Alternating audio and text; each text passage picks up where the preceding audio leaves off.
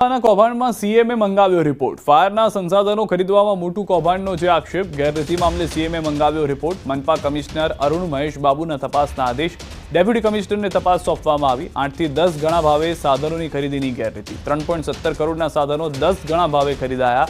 280ની સિસોટી 3238માં ખરીદાયા। Fire વિભાગનો ભાંડો ફૂટ્યો છે। 1395ની કિંમતની પાણીની બોટલના 3639.71 રૂપિયા ચૂકવાયા।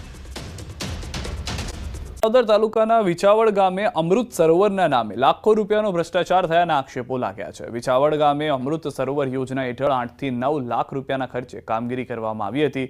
વિછાવડ ગામમાં આવેલા તળાવ પાસે અમૃત સરોવર હેઠળ બ્લોક ફિટિંગની કામગીરી કરવામાં આવી છે, પરંતુ તે બ્લોક ફિટિંગની અંદર પીસીસી કર્યા વગર જ પેપર બ્લોક પાથરી દેવાયા છે અને બ્લોક પણ બહાર નીકળવા લાગ્યા છે। જમીન પર ગુણવત્તારૂપ કામગીરી નહીં કરવાથી સમગ્ર કામની ગુણવત્તા સામે પણ સવાલો ઊભા થયા છે। અનેક વખત જિલ્લા કક્ષાએ ફરિયાદ કર્યા છતાં પણ ભ્રષ્ટાચારી અધિકારીઓ સામે કોઈ જ કાર્યવાહી ન થતા ગ્રામજનોમાં રોષ ફેલાયો છે, તો તાલુકા પંચાયતના ઉપપ્રમુખે ભ્રષ્ટાચારના દાવાને ફગાવ્યા છે। આમાં નીચે પીસીસી કરવાનું આવે, 7 ઇંચ પીસીસી આવે, પછી એની માથે આ બ્લોક બેહારવામાં।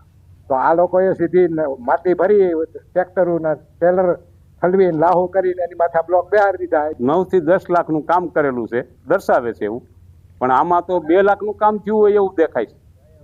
નીચે કોઈ પીસીસી નથી, માટી જ છે, ઉપર ખાલી બ્લોક મૂકેલા છે। અટાણે એની ઉપર ઝાડવા ખડ આ તે બધું ઉગી ગયું છે। કોઈ જગ્યાએ મોટું કામ ચાલતું હોય અને આમ તે 5-10% થતું હોય એ વાત બરાબર છે, પરંતુ મેજર ભ્રષ્ટાચાર વિસાવદર તાલુકામાં આવો નરેગામાં થયો નથી।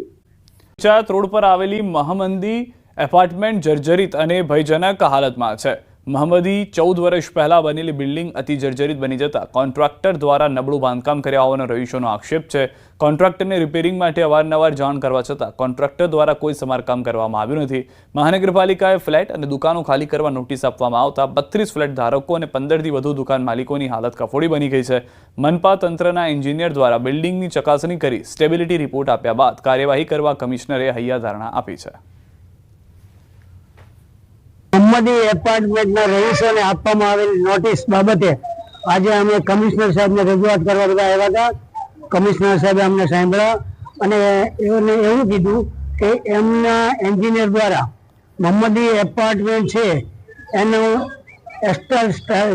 સ્ટેબિલિટી કેટલી છે એ સ્ટેબિલિટી સર્ટિફિકેટની એ લોકો કરશે જાણ, અને એના ઉપરથી પછી જો આ જર્જરિત જે થઈ ગયેલું છે એના માટે શું પગલાં લેવા એવું અમને જણાવ્યું છે અને હૈયાધારણા આપી છે। મહેસાણા મહાનગરપાલિકામાં ભળ્યા બાદ તળેટી ગામમાં સુવિધાને બદલે લોકો દુવિધામાં મુકાયા છે। છેલ્લા 10 દિવસથી ગામનો પાણીનો બોર ફાટી જતા બંધ પડી ગયો છે, જેના કારણે ગ્રામજનોને પીવાના પાણી માટે ભયંકર હાલાકી ભોગવવી પડી રહી છે।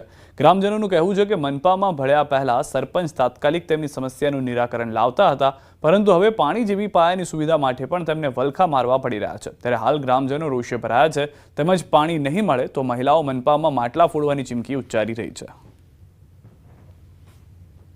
12 દિવસથી તળેટીમાં પાણીની તકલીફ છે। અમારે સરપંચ હતા એટલે પાણી સરસ ગામનું ચૂંટાઈને લાવતા, એટલે સરસ પાણીનો નિકાલ આવતો। નગરપાલિકામાં અમે ગોમ આલ્યું તો અમારે આટલી બધી તકલીફ છે રીતે વેઠવાની? અમે શા માટે અમારા ખર્ચા તો નગરપાલિકામાં તો પડવાના જ ન। અમે ખર્ચા કરીએ તાણ જ પાણી આવવાનું હોય, અને આ તો વગર પહેલે પાણી આવતું હતું। ગામમાં પાણીની સમસ્યા છે, બોર ફેલ થયો એના હિસાબે પૂરું પાણી પહોંચતું નહીં। નર્મદાનું પાણી આવે પણ એ જે કલાકની મર્યાદા છે એનાથી એ લોકો ઘણું ઓછું આપતા હોય, એટલે ગામમાં પાણી પહોંચતું નહીં ને લોકોને તકલીફ બહુ પડે। તો જેમ બને એમ કોર્પોરેશન શક્ય છે આ સુવિધા કરે જલ્દી તો ગામ લોકોને જરા રાહત રહેશે, બાકી જો નહીં કરે તો આ વકરશે સમસ્યા। પાણી આવતું નથી, 10 દિવસથી અમને તકલીફ પડે છે, બોર બગડ્યો છે। મહાનગરપાલિકા એટલે સુવિધાઓનું મતલબ એ ગણાય, એની જગ્યાએ અમને સગવડની જગ્યાએ અગવડ મળે છે। અમારા ચહેરા પર સતત નિરાશા। ટેન્કર મંગાવીએ, કોઈ પીવાનું તો 20 રૂપિયાનો કેલ્બો મંગાવીએ, 500 રૂપિયાનું ટેન્કર, જેના જોડે પૈસા હોય એ દિવસે આવે, ના આવે એ દિવસે નાયા ધોયા વગર રહેવાનું। જિલ્લાના બાકરોલ ગામે સ્થાનિકો બિસ્માર રોડથી પરેશાન થયા છે। બાકરોલ ગામના છેવાડાના વિસ્તાર વસાવા સરકારી વસાહતમાં છેલ્લા 40 વર્ષથી સ્થાનિકો રસ્તાની માંગ કરી રહ્યા છે। તાજેતરમાં આ મુદ્દે સ્થાનિકોએ આણંદ મનપાની ડેપ્યુટી કમિશનરને આવેદનપત્ર પણ પાઠવ્યું હતું, છતાં સમસ્યાનું કોઈ નિરાકરણ આવ્યું નથી। ચોમાસામાં વરસાદી પાણી ભરાઈ જતા સ્થાનિકોને કાદવમાંથી ચાલીને જવું પડે છે। મચ્છરોના ત્રાસથી સ્થાનિકો બીમાર પડી રહ્યા છે, તેમ છતાં મનપા તંત્ર ઘોર નિંદ્રામાં હોય તેવું લાગી રહ્યું છે। સ્થાનિકોએ વહેલી તકે રસ્તો બનાવી આપવા માંગ કરી. એમાં રસ્તો અમારા 40 વર્ષથી કોઈ રસ્તાની સુવિધા નથી તથા ચોમાસામાં પાણી ભરાઈ જાય છે, છોકરા બીમાર પડી જાય છે, નાના ગઈઢાઓ માણસ બીમાર પડી જાય, અમારે લઈ જવાની તકલીફ બહુ પડે છે. અમારો વારંવાર તાલુકા આણંદ નગરપાલિકામાં કે એમાં જાણ કરી તોય છતાં કોઈ જોવા આવતું નથી. અહીંયા આગળ વરસાદી પાણી ભરાય છે ને તો મચ્છરોનો બહુ પ્રોબ્લેમ થાય છે અને નાના નાના બાળકોને સ્કૂલમાં જવાનો પ્રોબ્લેમ, અહીંના વૃદ્ધોને પ્રોબ્લેમ, કોઈ બીમાર પડે એને દવાખાના આ તે જવામાં બી ઘણા બધા પ્રોબ્લેમ થાય છે. એ જે રસ્તાની માંગણી કરેલ છે એ રસ્તો સરકારી છે કે નહીં, સરકારી નળી છે કે નહીં એ તપાસ કરી અને ખરેખર જો રસ્તામાં આવતો હશે તો ત્યાં અમે ટેમ્પરરી હાલમાં રસ્તોની વ્યવસ્થા કરી આપવામાં આવશે અને ભવિષ્યની અંદર આરસીસી રોડ બનાવવામાં. વિદ્યાર્થીઓનો ચક્કાજામ. ચરાડવા ગામે વિદ્યાર્થીઓનો ચક્કાજામ. નિયમિત બસ ન આવતી હોવાથી રોષ, વારંવાર રજૂઆત છતાં નહોતું આવતું નિરાકરણ. એસટી વિભાગે તાત્કાલિક બસ મૂકતા ચક્કાજામ દૂર કરાયો. એસટી બસ દરરોજ 2 વાગ્યાની આજુબાજુ આવે એટલે છોકરાઓની માંગ એક જ હતી કે એસટી બસ 12 વાગે મૂકો, 12 સાડા 12 મૂકો તો અમે ટાઈમસર ઘરે પહોંચી. અને છેલ્લા 5 વર્ષથી અવારનવાર ડેપોમાં વાત કરતા એકવાર ડેપોએ કે કોઈ જવાબદારી લીધી નથી. એસઓજીએ હરિયાણાના પૂર્વ ધારાસભ્યની હત્યાની સાજિશમાં ફરાર આરોપીને ઝડપી પાડ્યો છે. હરિયાણાના પૂર્વ ધારાસભ્ય અને તત્કાલીન ભારતીય રાષ્ટ્રીય લોકદળના પ્રમુખ નફેસિંહ રાઠીની ગોળી મારીને જાહેરમાં હત્યા કરવામાં આવી હતી. આ હત્યા કેસમાં UK base organised contract killing ગેંગના મુખ્ય સૂત્રધાર આરોપી કપિલ સાંગવાન દ્વારા કરવામાં આવી હોવાનું ખુલ્યું હતું. કપિલ સાંગવાન ગેંગના શૂટરો અતુલ સાંગવાન અને નકુલ સાંગવાન હત્યાને અંજામ આપી વિદેશ ફરાર થઈ જવા માટે બનાવટી દસ્તાવેજના આધારે નકલી પાસપોર્ટ મેળવ્યા હતા, જેમાં વલસાડના સંજાણ બંદર ખાતે રહેતા જાહિર અબ્બાસ કાલિયા નામના 49 વર્ષના શખ્સનું નામ ખુલ્યું હતું. આરોપી દ્વારકા જિલ્લામાં આવ્યો હોવાની પોલીસને બાતમી મળી હતી. હરિયાણાના એસટીએફ દ્વારા ગુપ્ત ઓપરેશન હાથ ધરી આરોપીને ફિલ્મી ઢબે ઝડપી લેવામાં આવ્યો છે.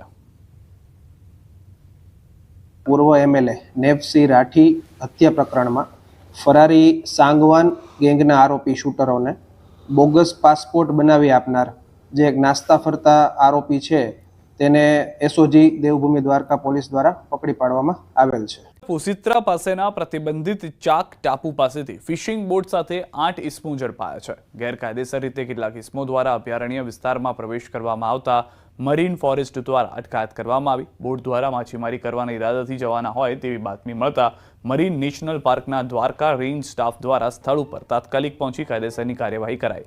અભયારણ્ય વિસ્તારમાં મંજૂરી વિના બોટ સાથે પ્રવેશ કરી માછીમારી કરવાની ગુનાહિત પ્રવૃત્તિમાં 8 ઇસમો વિરુદ્ધ ગુનો નોંધાયો.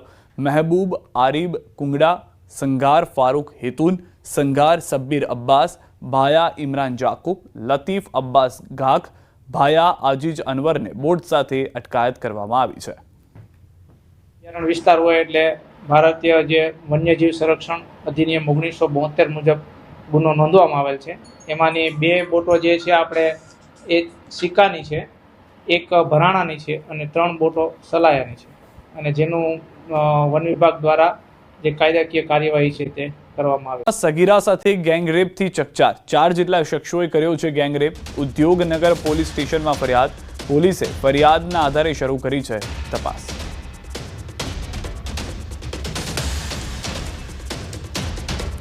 મોડાસાથી પકડાયેલા આતંકી અંગે ખુલાસો. આતંકી શેફુલ્લા ફર્નિચરની દુકાનમાં કરતો હતો કામ. ન્યૂઝ 18ની ટીમ પહોંચી ફર્નિચરની દુકાનમાં કામ કરતા અન્ય કર્મીનું નિવેદન. પોલીસ આવી ત્યારે ખબર પડી તે આવું કરતો. શેફુલ્લા 2 વર્ષથી દુકાનમાં કરતો હતો કામ. શેફુલ્લાના પાડોશીઓએ પણ આપ્યું નિવેદન. શેફુલ્લા રાત્રે ઘરે આવી ફોન લઈને બેસી જતો. ફોન મચેડતો, રાતે ફોન યુઝ કરતો હતો, એ અમને કંઈ ખબર નથી. અમારા એમના જોડે કોઈ કોન્ટેક્ટ છે નહીં. કાલે મીડિયા અને પોલીસ આવી હતી, એમને લઈને ગયા. હોબાળો થયો ત્યારે અમને ખબર પડી. બાકી એનાથી વિશેષ કંઈ જાણતા નથી. પોલીસ આવી ત્યારે મને ખબર પડી કે સોશિયલ મીડિયામાં એનું ગ્રુપ ચાલતું હતું અને હું આગળ બેસું ને પાછળ બેસતો હતો. હું અહીંયા 2 મહિનાથી નોકરી કરું છું. એ 2 વર્ષથી નોકરી કરતો હતો અને મને કાલે ખબર પડી કે એ સોશિયલ મીડિયા પર આ ગ્રુપમાં કામ કરતો હતો અને મારા સીટને બી કાલે જ ખબર પડી.